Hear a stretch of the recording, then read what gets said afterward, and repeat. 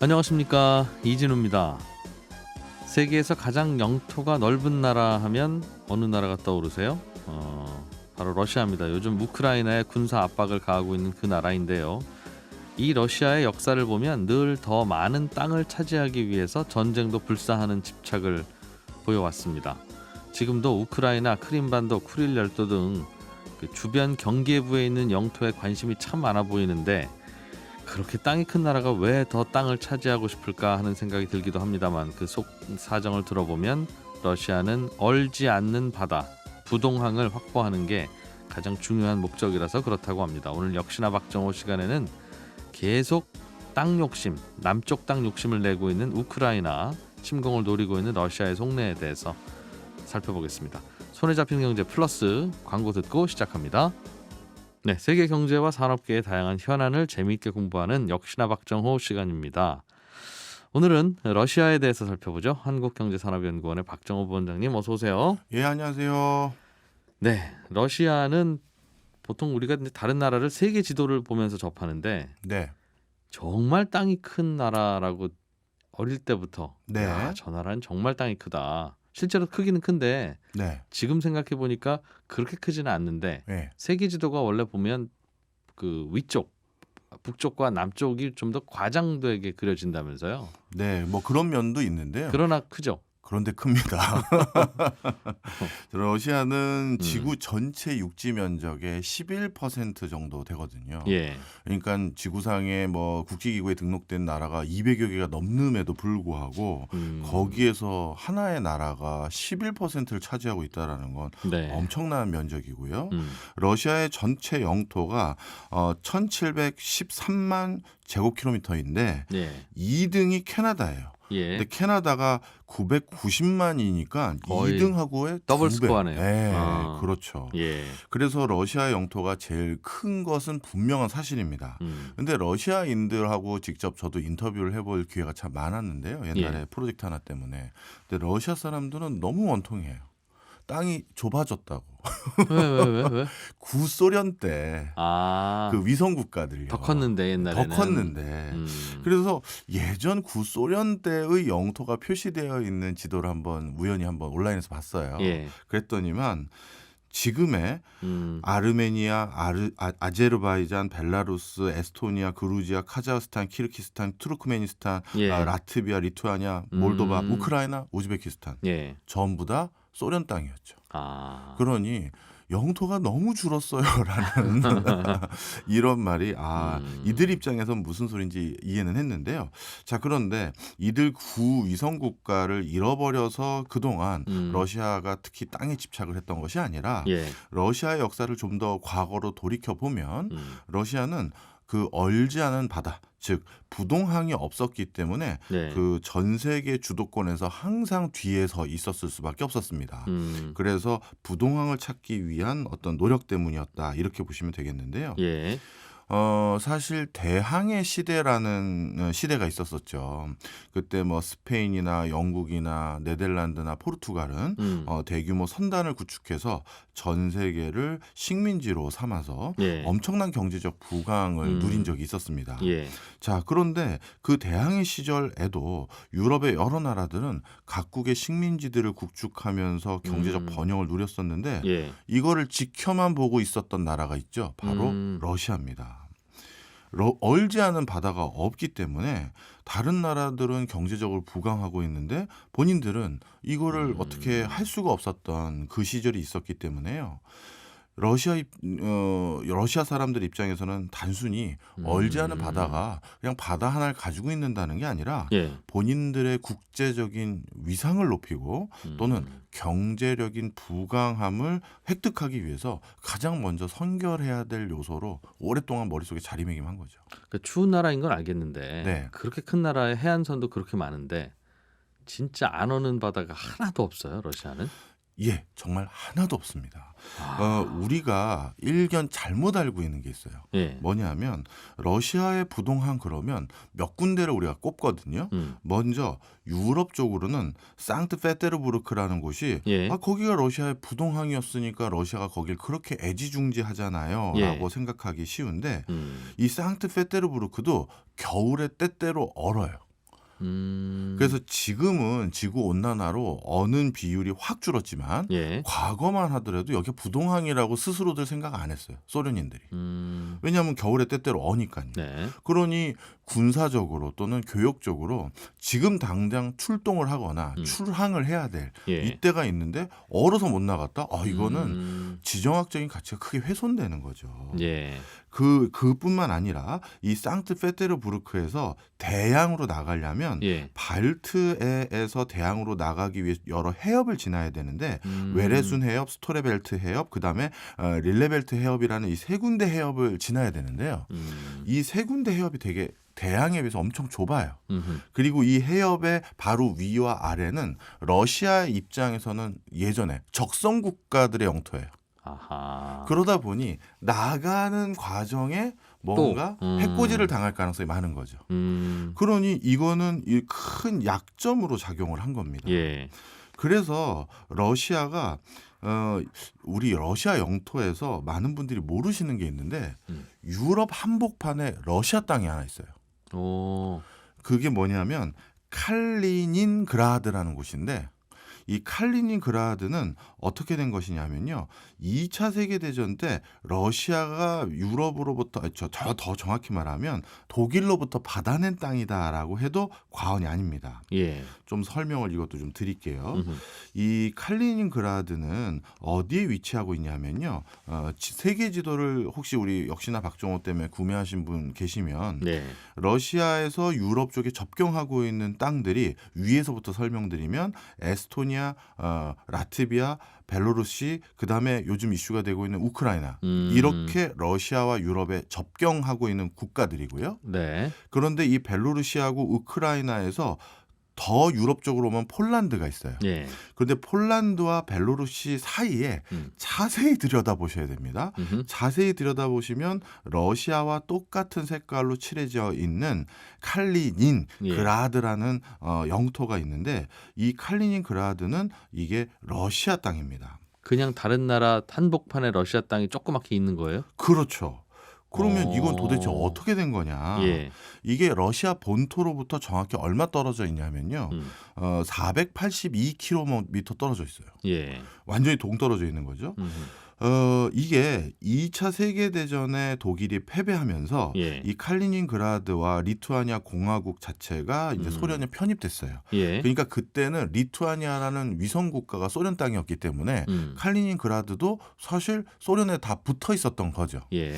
자, 그런데 이 소련이 해체된 이후 러시아 땅으로 계속 남았었던 이유가 1990년 이제 동독과 서독이 통일을 하려고 하는데 그 당시 이 독일 정부가 이 칼리닌그라드를 소련 땅으로 인정을 해줬어요. 무슨 얘기냐? 예. 우리 통일할 때 좀 동의 좀 해주세요. 아. 그러니까 소련이 그럼 난 뭐 해줄 건데? 그랬더니 뭐 원하시는데요? 라고 했었을 때 소련이 원하는 건 진짜 부동항이거든요. 그 외에 상트페테르부르크는 간간히 어는데 네. 유럽 한복판에 칼리닌그라드 그거는 계속 우리 땅으로 인정을 니네가 해주면 그러면 니네들 동서 통일을 우리가 허용해 줄게. 아, 원래 동독일 때는 아주 친한 나라니까 네. 그냥 거의 러시아 땅처럼 썼나 봐요. 그때는 더 정확히 말하면 예. 동독과 그 러시아가 같이 썼다고 봐야 돼요. 예. 왜냐하면 소련에 예. 군사기지가 거기 있었었고 그거는 이제 독일이 용인을 했기 때문이죠. 예, 예. 자, 그런데 이거를 이제 소련이 사라지고 동서 통일이 이루어지고 난 다음에도 예. 그냥 이 소련의 영토로 인정을 해줬기 때문에 동서 통일이 이루어진 거죠. 네. 저는 그래서 뭐 이 대목에서 잠깐 여담입니다만 우리나라도 언젠가 남북 통일할 거 아니에요. 그때 또 우리나라엔 또 뭐 요구할지. 주변국들이 그렇죠. 아. 절대 동서 통일할 때 보니까 공짜가 없더라고요. 협조해 주는 대가로 뭐 하나씩 꼭 뭘 챙기더라. 줘야 돼요. 이 칼리닌그라드라는 것도 굉장히 요지거든요. 지도 자세히 보시면 예. 바다를 또 접하고 있어요. 어. 그러다 보니까 군사항으로서 부동항으로서 정말 요지예요. 어. 그리고 아직까지 이 칼리니그라드에 대해서 그 러시아가 예. 이게 본토에서 한 500km 정도 떨어져 있다 보니까 음. 언제 국제적으로 이게 약간 뭐랄까요 새로운 이슈가 되면 도로 서구 열강들이 이거 뺏어가는 거 아니야? 음흠. 라는 우려를 하고 있는 것 같아요. 그래서 지난 그 러시아 월드컵 때 여러 그 경기를 그 나라의 여러 도시에 하잖아요. 예. 그런데 굳이 러시아가 그 월드컵 경기장 중에 하나를 이 칼리닝그라드에다가 지었어요. 그거 우리 땅이라고 그렇죠. 세계 만방에 고하고 싶어서. 예. 아. 여기 우리 땅입니다. 오해들 하지 마세요. 해서 그 당시에 예. 러시아가 여기에다가 그 월드컵 경기장을 짓는다는 걸 또 보고 나서 야, 이분들도 불안불안해 하는구나라는 걸 반증하고 있다고 생각이 들었는데요. 예. 역시나 이번 우크라이나 때도 지금 물밑에서 칼리닝그라드 여기에 대해서 또 이제 뭔가 너 우크라이나 자꾸 넘보면 우리도 이 칼리닝그라드에 뭐 할지도 몰라. 예. 이런 엄포들이 오고 간다고 해요. 외교계에서는. 그런데 이제 최근 칼리닝그라드에 러시아는 더 많은 군함과 예. 뭐 이런 것들을 배치해서 또 한 푼도 더 내줄 생각이 없는 그런 모습이 많이 전개되고 있습니다. 자, 그러니 첫 번째 러시아가 가지고 있는 부동항이라고 불리우는 상트페테르부르크. 예. 그것도 엄밀히 말하면 부동항이 100% 아니었다라는 게 확인이 된 거고요. 네. 그다음에 최근에 2013년도 14년도에 있었던 이슈가 하나 있었죠. 어딘지 아실 겁니다. 바로 크림반도 부분이죠. 이 크림반도 부분도 부동항을 확보하기 위한 러시아의 지속적인 어떤 시도라고 볼 수가 있는데요. 네. 거기도 앞바다가 안 얼어요? 예, 여기는 진짜 안 옵니다.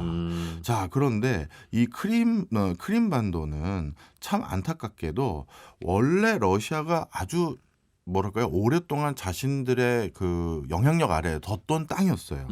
근데 이 크림반도는 아주 그 뭐랄까요 우연한 이유로 우크라이나로 넘어갔다라고 할 수도 있는데요. 예. 여기도 좀 설명을 드리겠습니다. 이 크림반도는 우크라이나 남부 흑해 연안에 자리 잡고 있고요. 동쪽으로는 좁은 해협을 지나서 어디까지 나갈 수 있냐면 지중해로 바로 나갈 수 있는 요충지예요. 예. 여기에 특히 세바스토폴 항구라는 곳이 있는데 이 세바스토폴 항구는 러시아에서 유럽으로 바로 갈 수 있는 진짜 러시아가 가지고 있었던 유일한 부동항이었는데 예. 이 지중해 거쳐서 대서양 거쳐서 인도양까지 나갈 수 있는 유일한 항구였던 것이죠. 자, 그런데 이 세바스토폴 항구가 언제 그러면 우크라이나로 넘어갔느냐? 이게 1954년에 후르시초프 때문에 넘어갔다 해도 과언이 아니에요. 예. 후르시초프는 정치적 기반이 우크라이나였던 사람입니다. 그래서 이 우크라이나라는 어떻게 보면 위성국가죠. 그 위성국가에 크림반도를 편입시켰어요. 러시아의 중요한 땅을 예. 자기 고향에다 붙여버렸다. 그렇죠. 어차피 그쪽에 붙어 있으니 우크라이나 공국에서 이거를 공화국에서 같이 관리해 주십시오 하고 이제 붙여버린 거예요. 예. 그리고 나서 그때부터 크림반도는 우크라이나의 지자체가 된 거죠, 일종의. 자, 그런데 그러다 보니까 어떤 문제가 생겼냐면 크림반도 자체는 오래전부터 친러 성향의 러시아계가 많았고 그다음에 우크라이나의 원래 본토 쪽에 예. 특히 키예프라는 우크라이나 수도 쪽에는 친서방과 가까운 사람들이 좀 더 많이 살고 있어요. 자, 이런 상태에서 그냥 뭐 우리는 소비에트니까 예. 하고 오랫동안 지내왔다가 갑자기 하루아침에 그냥 그 삽시간에 그 구소련이 붕괴되지 않았었습니까? 네. 1990년대. 그때 우크라이나도 독립을 이제 하겠다라고 하면서 이 크림반도 문제를 디테일하게 살피지 않고 그냥 가져가 버렸구나. 그냥 가져가 버린 거예요. 그러니까 러시아 입장에서는 저거 저렇게 삽시간에 좋을 게 아닌데 저거 그냥 후르시초프가 그냥 네. 갑자기 붙인 거지. 저건 원래 우리 건데라는 게 러시아 입장이었던 거죠. 근데 우크라이나는 또 그런 입장은 아니고요. 맡긴 짐도 우리 짐이다. 맞습니다. 그러다가 어떤 일이 터졌냐면 2013년도부터 당시 우크라이나 대통령이었던 빅토르 야누코비치가 EU와 포괄적 FTA를 추진하고 있다가 예. 이거를 전격 중단해 버립니다. 이것도 여러 그 뭐 물밑에서 뭐 야사 같은 게 있어요. 아니 갑자기 친서방 국가와 FTA 체결하고 그 자유무역하겠다라는 이 기조가 예. 갑자기 친러 성향으로 바뀐 이유가 본인들의 물론 정치적 그 어떤 지지도 이거에 예. 대한 고려도 예. 있었지만 예, 예. 러시아의 물밑에서 많은 압박과 또 음. 회유도 있었다고 해요. 음. 정치적인 어떤 그 예. 금전적인 회유까지도 예. 그런 것들이 있어서 하루아침에 EU와의 FTA를 중단하겠다라고 해버리니까 우크라이나 국민들이 이제 들고 일어난 거죠. 예. 아니 우리가 경제적으로 많은 수혜를 볼 수 있는 이거를 왜 중단하느냐. 그래서 이제 전국적으로 많은 시위가 일어났는데 이거를 유로마이단이라고 부르거든요. 그래서 이 유로마이단 때 여러 요구 사항들이 있었어요. 일단 FTA를 EU와 계속 추진할 뿐만 아니라 수감되어 있는 그러니까 그 대통령과 반대 성향에 있는 총리인 예. 티모센코 총리도 석방을 하고 뭐 이런 여러 요구 사항이 있었는데 여기에 대해서 당시 대통령이 좀 강압적인 자세를 많이 취했어요. 그러다 보니까 실제 시위 과정에서 많은 사람들의 사상자가 일어났고 바로 이때부터 국제사회가 개입하기 시작했어요. 우크라이나 내부 상황을. 예. 이렇게 사망자가 생기니까요. 그래서 그 당시 독일, 폴란드 많은 유럽의 그 국가들이 여기에 이제 개입하기 시작하면서 평화적으로 해결하고 EU와의 설린 우호적인 관계를 좀 뭐랄까요 푸시하기 시작했는데 네. 이게 또 친러시아계 우크라이나에 살고 있는 친러시아계의 반발을 삽니다. 우리는 그걸 원하지 않는다니까요. 라고 하면서요. 자, 그래서 크림 자치공화국이라는 게 결국 수반이 설립됐고 그 크림 자치공화국은 바로 푸틴 대통령에게 전화를 넣어요. 우리는 저쪽 서방 개혁과 같이 가고 싶지 않습니다. 우리 크림 자치공화국을 네. 공화국이란 독립국을 할 생각도 없고 가져가십시오. 이렇게 이제 요청을 하게 됐고 예. 바로 그것 때문에 러시아가 개입을 할 수 있는 명분이 됐고요. 그때부터 이제 크림반도는 이제 러시아에 들어가게 된 거죠. 그래서 유럽 쪽에 지금 유일하게 러시아가 가지고 있는 건 두 가지죠. 칼리니그라드하고 예. 지금 이 크림반도. 크림반도하고 예. 얼지 않는 항구. 네, 맞습니다. 있네요, 이제 다. 이제는 이쪽에는 있는 거죠. 네. 자, 그런데 이 칼리닝그라드하고 크림반도는 20세기에 확보한 부동항이잖아요. 네. 그 20세기 전에는 유럽 쪽으로는 부동항을 얻을 방법이 없었어요. 너무 강성한 국가들이 많다 보니까 네. 본인들이 비집고 들어갈 틈이 없어서 어디로 눈을 오랫동안 돌렸냐 하면 우리 아시아 쪽. 예. 아시아 쪽에 오랫동안 눈을 돌려서 어떻게 하면 아시아 쪽에 부동항을 좀 가질 수 있을까를 생각을 했거든요. 예. 그 중에 하나가 바로 우리 위에 있는 블라디보스토크랑 네. 사할린이랑 쿠릴 열도 이쪽이에요. 그래서 이쪽이 그동안 러시아가 부동항을 확보하기 위해서 정말 또 처절한 노력을 좀 해왔는데요. 예. 어떤 노력들이 좀 있었었냐면 먼저 지금 러시아 땅으로 표시되어 있는 그 많은 땅들이 원래는 또 러시아 땅이라고 좀 보기가 어려운 곳들이 많아요. 대표적으로 사할린. 예. 사할린만 하더라도 원래 사할린이 일본 땅이었다라고 아는 분들이 많지는 않더라고요. 원래 거기도 일본 땅이었습니다. 네. 북해도 위쪽에 있는 섬이니까. 예, 맞습니다. 예. 네. 지금 어떻게 보면 대륙에 붙어 있는 땅인데 예. 거기가 원래 일본 땅이었고 예. 쿠릴 열도 부분에 대해서도 여기는 이제 워낙 복잡한 곳이라서 좀 이따 자세히 설명드리겠습니다만 자. 러시아가 원래 이 쿠릴 열도랑 사할린 쪽에 오랫동안 제일 먼저 관심을 보였었어요. 역시 부동항도 있지만 네. 이쪽이 모피상들에게는 모피를 구하기 쉬운 곳이래요. 네. 모피. 네. 그런 밍크 모피를 같은. 제공하는 동물들이 많이 사나 봐요. 그렇죠. 예. 특히 이 쿠릴 열도에는 일본인이라고 분류하기도 그렇고 러시아계라고 분류하기도 그런 아이누족이라는 나름대로 민족이 살고 예. 있었는데 예.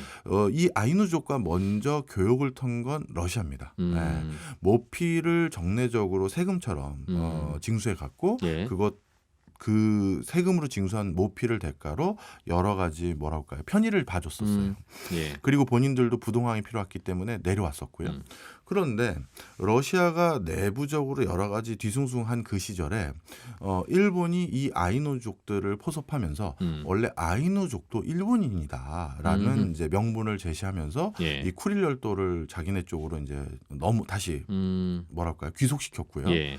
그 다음에 더 나아가서 세계 대전을 틈타서 사할린 쪽까지 올라갔었어요. 예. 거기도 우리 땅이다. 예. 옛날에 만주 뭐 이쪽 지역에 많은 예. 이제 털을 예. 잡을 때. 그리고 나서 이제 결정적인 이 여기에서 이제 변곡점이 생긴 게 바로 2차 세계 대전인데요. 2차 세계 대전에서는 일본이 패망국이고 러시아, 소련은 이제 승전국이잖아요. 예. 그러다 보니까 여러 가지 것들을 이제 국제사회에 자기가 요구할 수 있는 입지가 된 거예요. 소련 입장에서.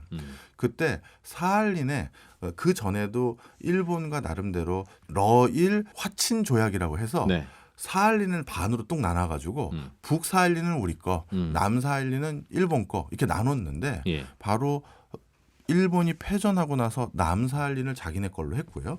그다음에 일본이 무조건 항복을 했지 않습니까? 8월 15일 날. 예. 무조건 항복을 했음에도 불구하고 이 틈을 틈타서 그 당시 소련이 자꾸 일본 입장에선 침략을 해오는 거예요.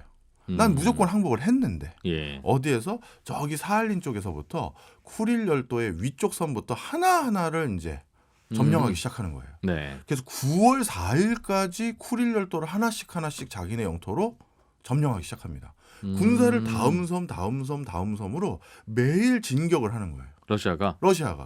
그러니까 사실 이게 숨겨진 역사인데 일본인들 입장에서는 좀 억울할 수 있어요. 우린 무조건 항복했으면 전쟁이 끝나야 되는데 네. 이 틈을 틈타서 소련은 미국과 지금 일본은 지금 이제 항복 조약 맺으면서 예. 이제 끝났어 하고 있는 찰나에 위에서는 계속 내려오는 거죠.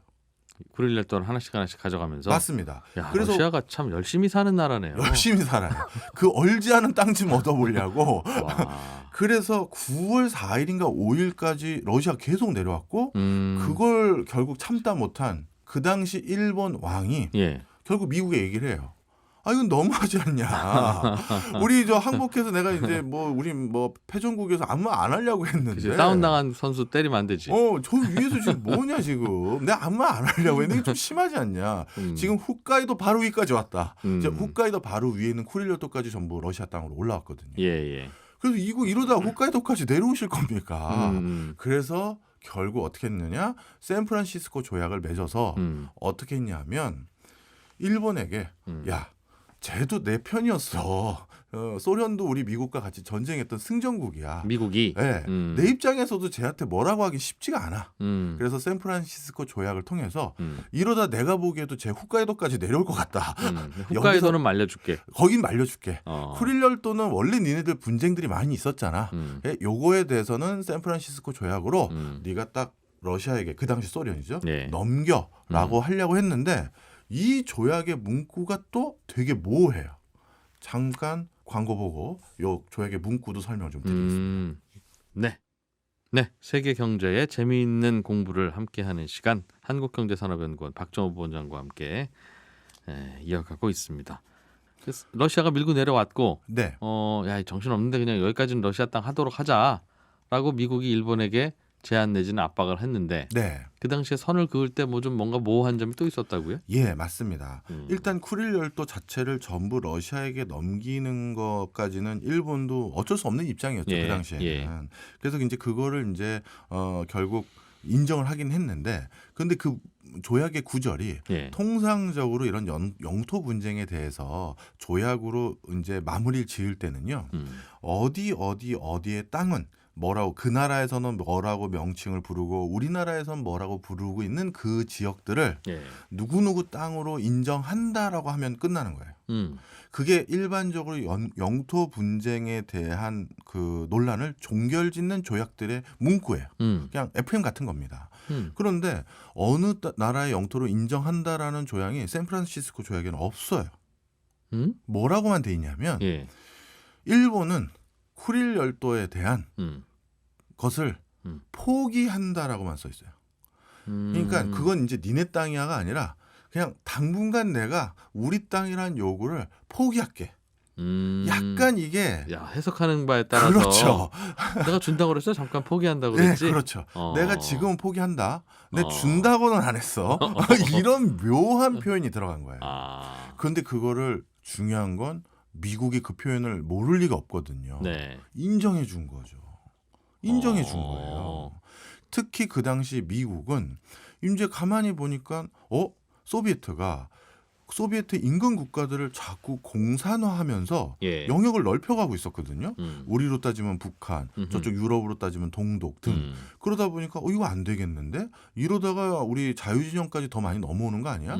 그렇다면 우리가 어딜 마지노선으로 막아야 되느냐? 예. 역시 일본이었고, 그리고 한국 전쟁 당시 일본이 군수물자를 제공해주는 역할을 아주 충실히 수행해줬기 때문에 또 관계가 돈독해졌어요. 네. 그러다 보니 일본의 입장을 배려해야 될 필요도 있었고 본인들도 배려하는 게 좋았던 이유가 있었고 음흠. 그래서 이런 모호한 표현을 남겨둔 게 네. 지금까지도 두고두고 일본에게 내가 언제 인정했어요? 포기했지. 포기했지. 난 지금은 그게 너무 원통이에요. 이런 소리가 나오게끔 만드는 요인이 돼버린 거죠. 바로 이거를 최근에도 미국이 아주 전략적으로 악용했었어요.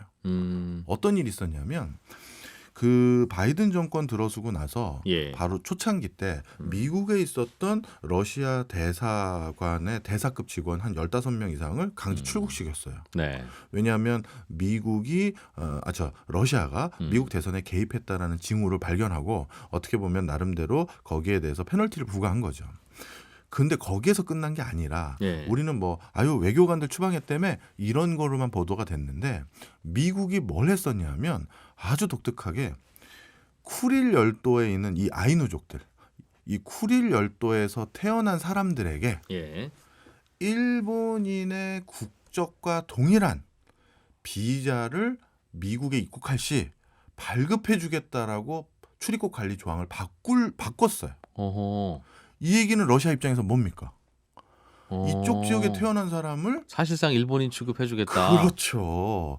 이거는 러시아 입장에서는 뭐야 얘네들 이렇게 대노할 일이죠. 러시아 입장에선. 그래서 이 출입국 관리의 세부 지침과 조항을 살짝 바꿔서 네. 그 당시 일본인들이 원하는 바이고 러시아에게는 뭔가 자꾸 신경 쓰이게 만드는 그런 일들을 이제 해버린 거죠.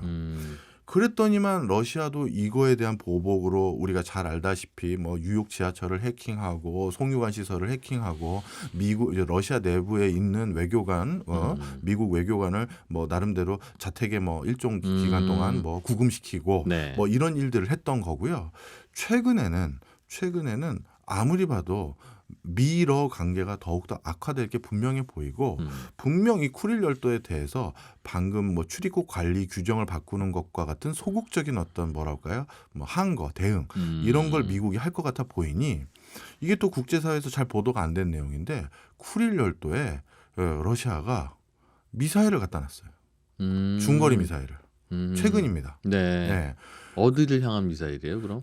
미사일이야 방향 가리키면 다 가는 거죠. 네네. 그런데 중거리라는 건 이게 반경이 굉장히 넓은 거거든요. 괌을 비롯해서 여기까지 다 포함이 되는 거니까요. 그런데 이게 러시아 땅이기 때문에 미국도 참 뭐라 하기도 그렇고 애매하죠. 이런 상황까지 돼버렸어요. 그러니 지금 각 지역마다 이렇게 러시아는 자신의 땅에 대해서 지속적으로 자신의 영토라는 걸 주장하기 위한 노력들을 하고 있고요. 네. 또 잘 안 알려진 이슈 하나만 말씀드릴게요. 지금 이 아까 말씀드렸던 1990년에 유럽에 부동안 얻었던 이제 칼린닝그라드라든가 또 크림반도 병합은 그 또 뒤이고요. 그리고 쿠릴 열도 부분은 나름대로 아시아 쪽이니 그러면 우린 또 부동안을 또 어디 얻을 수 있을까 고민을 하다가 1979년에 그때는 소련의 가장 전성기 시절 중에 하나예요. 미국보다 먼저 우주 전쟁에서 어디까지 보냈고 이런 것들 했던 때죠. 네. 그때 소련군이 아프가니스탄을 침공했습니다. 이 소련이 아프가니스탄을 침공한 게 아프가니스탄은 이중 내륙 국가라고 해서 저 바다가 없거든요. 여기 침공한 건 뭐 부동산과 무슨 관계가 있나요? 음흠. 라고 이제들 생각들 하시지만 이 뒤늦게 소련의 이제 내부 이제 정부 문건이죠. 예, 그 예. 문건이 뒤늦게 한 뭐 십수년 뒤에 이제 전 세계에 알려진 걸로 봤더니 이것도 부동산과 관련이 있어요. 왜요? 부동산 아프가니스탄은 바다가 없다면서요? 네, 맞습니다. 예. 아프가니스탄은 바다가 없는데 음. 뭐를 하기로 했냐 하면 예. 아프가니스탄을 침공하고 그 당시 소련과 막역한 사이였던 예. 파키스탄이 그럼 바로 인접 국가가 되거든요. 음흠. 그래서 파키스탄을 통해서 아라비아해로 나갈 수 있는 경로를 확보하려는 게 아프가니스탄 침공의 가장 큰 뭐랄까요? 명분 중에 하나였다는 겁니다. 두 나라 거쳐서 바다로 간다. 네, 맞습니다. 그래서 이제 아프가니스탄을 침공해서 이걸 자기네 영토로 만들어 버리면 이제 두 나라가 아니죠. 파키스탄만 거치면 되니까. 그렇죠. 예. 그래서 그 당시 아프가니스탄을 저 가난한 나라를 뭐 볼 게 있다고가 아니라 방금 말씀드렸던 예. 그런 이유들로 본인들이 침공했던 게 뒤늦게 또 밝혀졌었고요. 그래서 러시아는 우리가 생각한 것보다도 세계 각 국가들에게 바다로 갈 수 있는 장소를 어떻게든 얻으려고 노력을 해왔다. 눈 뜨고 밥 먹으면 계속 그 생각을 할 수밖에 없는 나라군요. 맞습니다. 이제 이 정도면 있지 않아요? 그 정도 있으면 블라디보스톡도 있고 뭐 말씀하신 유럽에도 한 두어 군데 있는 것 같고 더 필요하다는 거죠? 이제는 부동항에 대해서 러시아의 입장이 좀 바뀐 게 하나 있어요. 이제 러시아는 부동항구가 한 4, 50개 가까이도 생길 수 있는 상황이 됐습니다. 어떻게요? 동시다발적으로. 어떻게요? 바로 북극해가 녹기 시작했어요. 그 위쪽에 바다가 녹기 시작하면 네. 남쪽으로 안 와도 된다. 맞습니다. 이게 지금 뭐 저는 환경을 전공한 예. 사람은 아니니까 그쪽 관련한 연구자들의 얘기를 들어보면 그쪽 연구자들의 컨센서스가 한 2026년 정도 되면 북극해 연안의 두꺼운 빙벽들은 거의 없어질 것이다. 예. 이렇게 생각을 하고 있고요. 이것 때문에 러시아에서는 국책과제로 2035년이죠. 예. 2035 북극해 개발 사업이라고 해서 마스터 플랜 11개, 세부 과제까지 하면 50개 가까이 되는 대규모 SOC 사업을 그 계획을 발표하고 지속적으로 투자를 하고 있는데요. 예. 이게 전부 뭐냐면 북극해 연안의 항만 도시를 쉽게 얘기해서 두바이, 싱가포르, 홍콩 뭐 이런 형태로 대규모 개발하기 위한 이제 1차 작업들을 동시다발적으로 해요. 그게 왜 그러냐 하면 지금 전 세계 물동량의 거의 40%가 어디에서 어디로 가는 거냐면요. 전 세계 제조 공장 하면 다 우리 동북아시아 있잖아요. 예, 한중일. 한국, 일본. 예. 이 한중일에서 생산한 것을 그동안에는 남중국에 거쳐서 말라카 해협 거쳐서 호르무즈 해협 거쳐서 수에즈운하 거쳐서 네. 북아프리카나 유럽이나 중동으로 갔거든요. 네, 네. 예. 근데 이 교역로가 길어요. 이게 한 22,000km 정도 됩니다. 네. 그런데 더 짧은 게 북극해 해로인데 이게 15,000km 정도 되는데 예. 여기에 이제 해로가 1년 365일 이용할 수 있게 될 가능성이 높아지고 있단 말이에요. 네. 그래서 러시아가 요즘 쾌제를 부르고 있어요. 쾌제를 부르면서 이제는 자 생각을 해보세요. 방금 이 대표적인 교역로, 네. 이 교역로 상황에 있는 도시 국가들이나 국가들 경제적으로 부강한 나라들이 엄청 많아요. 일단 홍콩은 이런 선박 금융이라든가 이런 물류를 할 때 필요한 금융 서비스 제공하고 홍콩도 물동량이 엄청 높은 그 항만 도시거든요. 예. 그래서 홍콩 발달했고요. 싱가포르 경제적으로 부강했고 두바이 부강했고 스에즈운하 그 뭐 어떻게 보면 부강한 그 위치가 되는 거죠. 전 세계 화물이 돌아다니는 곳은 다 부강한 도시들이 생겼다. 그렇죠. 그런데 진짜 만약에 더 짧은 그래서 물류 비용이 한 30% 절감될 수 있는 북극해 해로가 본격화된다? 그 동네 안 거쳐가도 되겠네요. 그러면 이제 완전히 분위기가 싹 바뀌어요. 그러면 이제 러시아가 조금 이제 오버해서 얘기하면 러시아 사람들의 꿈이죠.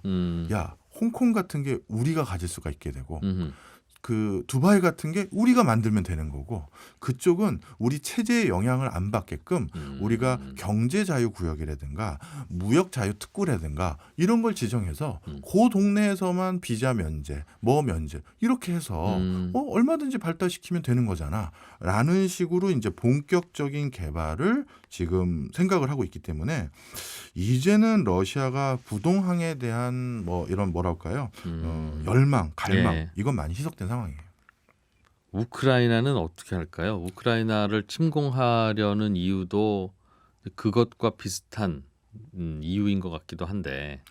우크라이나 사태도 이 지금까지 예. 러시아가 추진해 왔던 전례들을 보면요, 어떻게 되느냐? 아까 사할린 지역도 결국 러시아가 한 번에 다 하지 않고 예. 남사할린, 북사할린으로 나눠놓고 음흠. 남사할린은 일단 니네가 가져, 음흠. 북사할린은 우리가 가지고 있을게. 예. 라고 하다가 이제 슬금슬금 내려왔고 쿠릴 열도는 시간 관계상 자세히 말씀 못 드렸습니다만 쿠릴 열도에 있는 섬도 이렇게 길게 그 가죽줄 모양으로 돼 있는데 예. 그때 절반으로 살짝 끊었어요. 그러니까 쿠릴 열도에서 저 사할린 위쪽에 예. 캄차카 반도 쪽에 가까운 거는 러시아 음흠. 쪽, 그 다음에 일본에 가까운 건 일본 땅 이렇게 예. 나눴다가 예. 슬금슬금 내려왔거든요. 저는 이번에 우크라이나 사태도 똑같을 것 같아요. 전쟁이나 아니면 어떤 정치적인 타협이 일어날지 그것까지는 제가 모르겠습니다만 예. 한번 그런 게 일어나면 지금 키예프만 하더라도요. 그 우크라이나의 수도죠. 그 키예프 강이 있습니다. 우크라이나를 관통하는. 예. 그 강을 기준으로 서쪽 지역은 친서방 사람들이 많이 살아요. 네. 그리고 그 키예프를 관통하는 그 강을 중심으로 동쪽 지역은 친러 성향의 사람들이 많이 살죠. 예. 그럼 이제 러시아 입장에서는 당연히 타협이 뭐겠어요? 중간쯤에서 합의 보자. 그렇죠. 그러니까 이쪽까지는 우리가 가져갈게. 예. 그쪽은 그럼 니네 알아서 하든지. 이렇게 될 가능성도 굉장히 많아요. 그 전면 침공 전면전이 아니라 네. 위협까지 하다가 어떻게 좀 합의를 보는데 하나씩 조금씩 가져갈 것이다. 네. 사실 그렇게 해서 만들어진 나라 두 덩이가 어디겠습니까? 한국과 한국도 북한이죠. 그때도 그렇게 나눠 가졌다. 그렇죠. 미국과 소련이 합의 본 거잖아요. 그러네요. 38도 선으로 나누자. 왜냐하면 그 당시에도 미국은 일본까지가 자기의 방위 노선이었어요. 네. 일본은 지키자. 그런데 그러면 완충 지역이 있어야 되잖아요. 그 완충 지역이 남한이었던 거죠. 네. 그러니 미국도 받아들일만 하고 네. 러시아도 우크라이나를 놓고 그런 협상을 미국이나 서방과 할 가능성이 높다. 그렇죠. 야. 자, 저희는 우크라이나 걱정도 중요하지만 네. 우리 걱정을 해야겠죠. 자, 그러면 언젠가 우리도 남북 통일에 대해서 이슈가 있을 거 아니겠습니까? 예. 그러면 여기에 대해서 지금 인근 국가들의 요구 사항들이 뭐냐 하면 중국은 원래 동해로 바로 나갈 수 있는 나라였어요. 예. 청나라 때까지만 하더라도. 예. 근데 러시아 때문에 지금 못 나가고 있거든요. 그럼 동해로 나간다는 건 또 지정학적으로 엄청난 강점을 갖는 거예요. 바로 일본하고 붙을 수 있는 거니까. 그렇죠. 예. 그래서 중국은 거기에 대해서 뭔가 우리로 하여금 뭔가 교두보를 양보해 줄 것을 러시아에게 양보받기는 쉽지 않잖아요. 두만강 어딘가에 땅을 좀 주라. 그럴 가능성이 있어 예. 보이고요.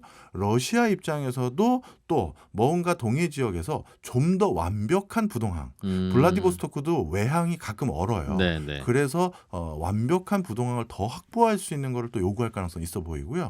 일본 입장에서도 그렇다면 우리도 뭘 얻어야지라고 하면서 뭐 설마 독도를 달라고 하지는 않을 것 같고 하여튼 뭐든 또 요구할 가능성이 많아요. 그러니까 통일도 절대 공짜는 아닐 가능성이 있다. 요거 말씀드립니다. 러시아를 이해해야 우리한테 어떤 요구를 할지까지도 네. 추측할 수 있다. 알겠습니다. 한국경제산업연구원의 박정호 부원장이었습니다. 고맙습니다. 네, 감사합니다. 네, 손에 잡히는 경제 플러스 여기서 마무리하겠습니다. 방송 내용 다시 듣고 싶으신 분들은 저희 홈페이지 게시판 찾아오셔도 되고요. 팟캐스트 이용하셔도 언제든지 다시 들으실 수 있겠습니다. 저는 내일 아침 8시 30분에 손에 잡히는 경제에서 또 인사드리죠. 이진우였습니다. 고맙습니다.